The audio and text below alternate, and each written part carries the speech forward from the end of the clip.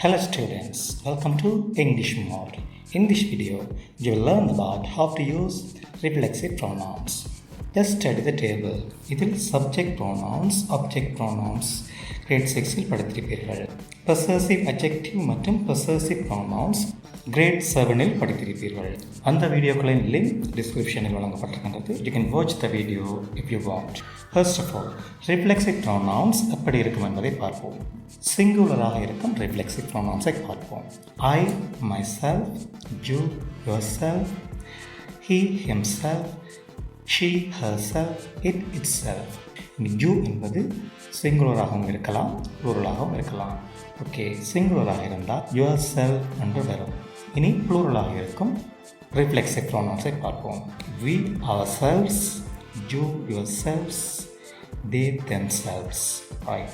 சிங்குலருக்கு self என்றும் ப்ளூரலுக்கு selves என்றும் வருவதை அவதானிங்கள். ரிஃப்ளெக்சிவ் ப்ரோனவுன்ஸின் தமிழ் மீனிங் பற்றி நாங்கள் பிறகு பார்க்கலாம். சப்ஜெக்ட் அதாவது எழுவாய்தான் ஒரு சென்டென்ஸில் எந்த ரிஃப்ளெக்சிவ் ப்ரோனவுன் வரலாம் என்பதை தீர்மானிக்கும். ஐ டூ ஹோம்ஒர்க், இங்கு சப்ஜெக்ட் ஐ. ஸோ இங்கு நாங்கள் ஒரு ரிஃப்ளெக்சிவ் ப்ரோனவுன் பயன்படுத்துவோமாக இருந்தால் மை செல்ஃப் என்று பயன்படுத்த வேண்டி இருக்கும். My brother place the piano, இங்கு சப்ஜெக்ட் மை பிரதர். ஸோ இங்கு நாங்கள் ஒரு ரிஃப்ளெக்சிவ் ப்ரோனவுன் பயன்படுத்த வேண்டுமாக இருந்தால், அதாவது மை பிரதருக்கு பொருத்தமான ப்ரோனவுனை தான் பயன்படுத்த வேண்டி வரும். ஹிம்செல்ஃப் என்று பயன்படுத்துவோம். Right. Students are in the hall, இங்கு சப்ஜெக்ட் ஸ்டூடெண்ட்ஸ். ஸ்டூடெண்ட்ஸ் தேக்கு சமனாக இருக்கும். ஸோ இங்கு நாங்கள் ஒரு ரிஃப்ளெக்சிவ் ப்ரோனவுனை பயன்படுத்துவோமாக இருந்தால் தெம்செல்வ்ஸ் வந்து பயன்படுத்த வேண்டி இருக்கும். ஸோ ஒரு சென்டென்ஸில் எந்த ரிஃப்ளெக்சிவ் ப்ரோனவுன் வர வேண்டும் என்பதை தீர்மானிப்பது சப்ஜெக்ட் ஆகும். Usage number 1. Reflexive pronoun is used as an object of a sentence. அதாவது ஒரு சென்டென்ஸில் ஆப்ஜெக்டாக செயற்பட பொருளாக பயன்படுத்தப்படுகின்றது. I believe myself, நான் யாரை நம்புகின்றேன் என்னை. இங்கு யாரை என்று கேட்பதற்கு ஆன்சராக வருவது myself. ஓகே, இதனுடைய அர்த்தம் நான் என்னையே நம்புகின்றேன். My sister is making a cup of tea for herself. My sister cup of tea தயாரித்து கொண்டிருக்கின்றார். யாருக்காக? for herself. ரைட். இங்கு யாருக்கு என்று கேட்பதற்கு முடியாக வருவது ஆப்ஜெக்ட் ஆகும். ரிஃப்ளெக்சிவ் ப்ரோனவுன் ஆப்ஜெக்டாக பயன்படுத்தினால் அது வேர்புக்கு அடுத்ததாக வரும் அல்லது ஏதாவது ப்ரீபொசிஷனுக்கு அடுத்ததாக வரும். For example, believe my self, இங்கு பிலீவுக்கு அடுத்ததாக மை செல்ஃப் என்னும் ரிஃப்ளெக்சிவ் ப்ரோனவுன் வந்திருக்கின்றது. ரைட். ஃபார் ஹர் செல்ஃப், இங்கு ஃபார் எனும் ப்ரீபொசிஷனுக்கு அடுத்ததாக ஹர் செல்ஃப் எனும் ரிஃப்ளெக்சிவ் ப்ரோனவுன் வந்திருக்கின்றது. இங்கு நாங்கள் ரிஃப்ளெக்சிவ் ப்ரோனவுனை ஒரு ஆப்ஜெக்டாக பயன்படுத்த வேண்டும். Right. My brother and I are looking at in the mirror. இங்கு நாங்கள் ரிஃப்ளெக்சிவ் ப்ரோனவுன் ஆப்ஜெக்டாக பயன்படுத்த போகின்றோம். ஃபர்ஸ்ட் ஆஃப் ஆல் நாங்கள் சப்ஜெக்டை கண்டுபிடிப்போம். My brother and I. Okay, நானும் எனது பிரதரும் நாங்கள். So subject we.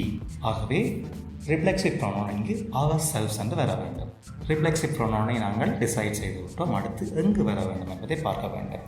ஒரு ஆப்ஜெக்டாக வந்தால் அது வேர்புக்கு அடுத்ததாக வர வேண்டும் அல்லது ஒரு ப்ரீபொசிஷனுக்கு அடுத்ததாக வர வேண்டும். ரைட். இங்கு verb looking at. Looking at என்னும் வேர்டுக்கு அடுத்ததாகத்தான் நாங்கள் அவர் செல்ஸ் என்னும் ரிஃப்ளெக்சிவ் ப்ரோனவுனை பயன்படுத்த வேண்டியிருக்கும். My brother and I are looking at ourselves in the mirror. நானும் எனது பிரதரும் எங்களை மிரரில் பார்த்து கொண்டிருக்கின்றோம். Next one, you love. Okay, இங்கே நாங்கள் சப்ஜெக்டை கண்டுபிடிப்போம். Subject you. ரைட். இதை நாங்கள் ஒருமையாக எடுப்போமாக இருந்தால் இதனுடைய ரிஃப்ளெக்சிவ் ப்ரோனவுன் யுவர் செல்ஃப் வந்து வரும். Verb love. ஆப்ஜெக்டாக பயன்படுத்துவோமாக இருந்தால் வேர்பு கிடைத்ததாக ரிஃப்ளெக்சிவ் ப்ரோனவுனை போட வேண்டி வரும். Right. You love yourself, நீ உன்னையே விரும்பு. Next one, I introduced to my friends. இங்கு சப்ஜெக்ட் ஐ. ஸோ ரிஃப்ளெக்சிவ் ப்ரோனவுனை நாங்கள் பயன்படுத்துவோமாக இருந்தால் இங்கு மை செல்ஃப் என்று வர வேண்டும். ரைட். இனி எங்கே வரலாம் என்பதை பார்ப்போம். ஓகே, இங்கு வேர்பும் இருக்கின்றது, ப்ரீபொசிஷன் டூவும் இருக்கின்றது. டு மை ஃப்ரெண்ட்ஸ், எனது ஃப்ரெண்ட்ஸுக்கு என்ற அர்த்தத்தை தான் இந்த டூ தருகின்றது. எனவே நாங்கள் வேர்பு கடத்ததாக போடுவோம். Right. I introduce myself யாருக்கு? To my friends. நான் என்னையே எனது ஃப்ரெண்ட்ஸுக்கு இன்ட்ரடியூஸ் பண்ணினேன். Right, next one. Mister Amal burned while he was cooking. இங்கு சப்ஜெக்ட் மிஸ்டர் அமல், இது ஹீக்கு சமமாக இருக்கும். எனவே ரிஃப்ளெக்சிவ் ப்ரோனவுன் himself. இங்கு verb burned, சுட்டான் என்று வரும். Right, okay. இந்த வேர்புக்கு அடுத்ததாகத்தான் himself எனும் ரிஃப்ளெக்சிவ் ப்ரோனவுன் போடலாம். Right, mister Amal burned himself while he was cooking. Mister Amal சமைத்து கொண்டிருக்கும் போது தன்னையே சுட்டார். Next one. The girl cut. The girl என்பது இங்கு சப்ஜெக்டாக இருக்கின்றது.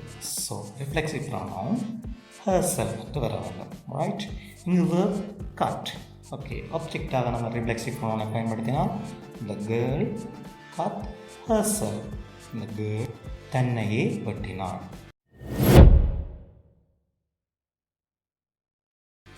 Usage number 2. Reflexive pronoun is also used to show the emphasis of the subject in a sentence. ஒரு சென்டென்ஸில் உள்ள சப்ஜெக்டை அழுத்தி சொல்ல பயன்படுத்தப்படுகின்றது.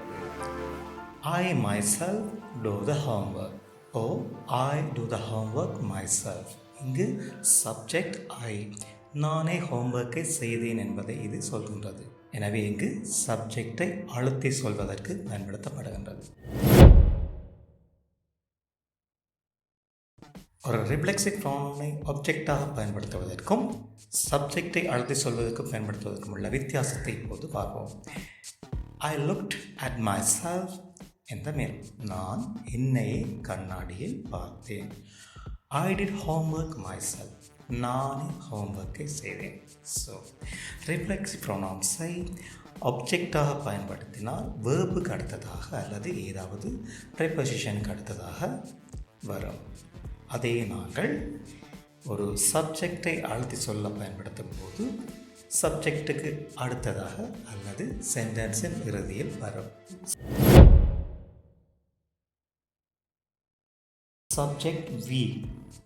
ஸோ ரிஃப்ளெக்சிவ் ப்ரோனவுன் ourselves என்று வர வேண்டும். ரைட், இங்கு நாங்கள் சப்ஜெக்டை அழுத்தி சொல்ல பயன்படுத்தினால் விக்கு அடுத்ததாக அல்லது சென்டென்ஸின் இறுதியில் பயன்படுத்தலாம். we ourselves are cooking அல்லது we are cooking ourselves. Right, next one. Mrs. Amal phoned my mother. Right, இங்கு சப்ஜெக்ட் Mrs. Amal. Right, இதனுடைய ரிஃப்ளெக்சிவ் ப்ரோனவுன் herself. Right, சப்ஜெக்டை நாங்கள் அழுத்தி சொல்ல பயன்படுத்தினால் மிஸ்ஸஸ் அமலுக்கு அடுத்ததாக பயன்படுத்தலாம் அல்லது சென்டென்ஸின் இறுதியில் பயன்படுத்தலாம்.